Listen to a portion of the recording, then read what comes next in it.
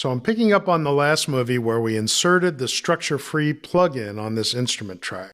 And we've seen in other plugins that if you go to where it says factory default, you'll find a list of other sounds that are available. That's not the case here.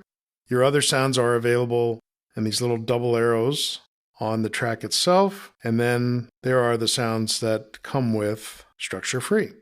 There's another way to get to this that I'll show you. We'll just click outside this. If you right-click on the color stripe over here, then you can add a patch this way. It takes you to the same menu. There are the sounds. All right, let's choose Quick Start and choose the 6-string guitar. And I'm going to change this to A1, and I'm actually going to lose this sine wave. Just light it up and delete it. Let me Control-click on this and cut this patch. And now I should have a guitar on my keyboard. So that's how to load sounds that are in the library. Well, what about a sound that isn't in the library?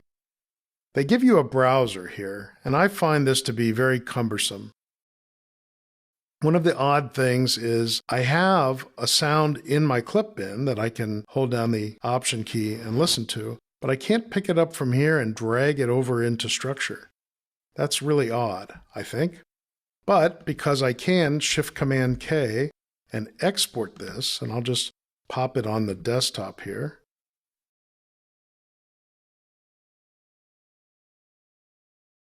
And once it has done that, I can reach behind Pro Tools here and pick this audio file up and drag it in and add it that way. So it seems odd that you can add a file that's not in Pro Tools easier than you can add a file that's already loaded in Pro Tools. But there you go. So I will click on the guitar and right-click on him and remove him and reset this for port A1. And the beach ambience is now being triggered off the keyboard. Well, so what?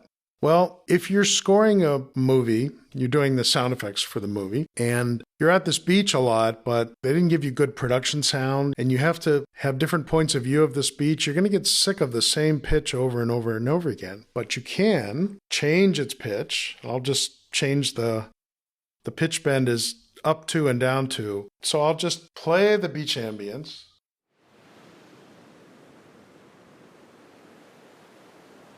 And I'm riding the pitch wheel to give it a little bit of depth and not keep it so static. And of course, if I change this, let's go up 8 and down 8, I have an even more dramatic effect.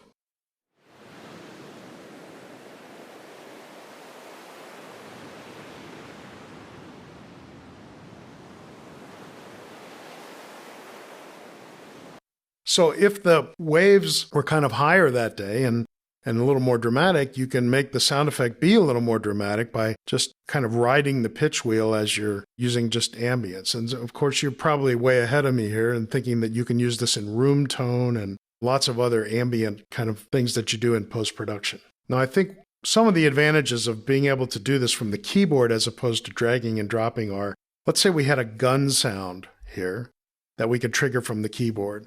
And if we wanted it to be on the backbeat of the music, boom, psh, boom, psh, boom, psh, it would be a lot faster to bang that key than it would be to drag and drop that gun sound on every second and fourth beat of a bar. I think it gives us some sonic creativity, and then it also actually improves the workflow. It makes the workflow more efficient.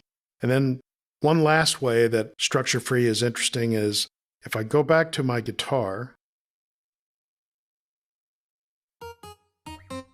So a guitar is a percussive instrument. It makes its sound when you strike the string with either a pick or your finger.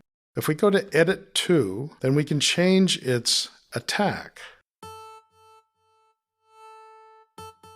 We can have it have more attack or roll off the attack.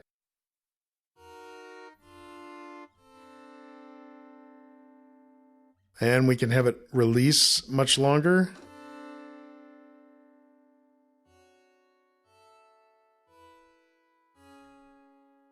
So that's just hitting keys and letting them release longer. So I think the ability to change the attack envelope of the sound means that we're really creating new instruments that don't exist. And of course, if we do this with a piano or a drum or guns and all the sound effects that are available to us, we're able to change the way sound effects respond to our performance from the keyboard.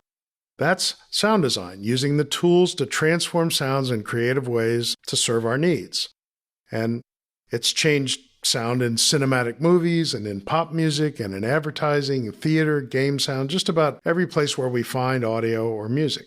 And Pro Tools gives you tools you need to do it. In the next chapter, we look at working with video. I'll see you there.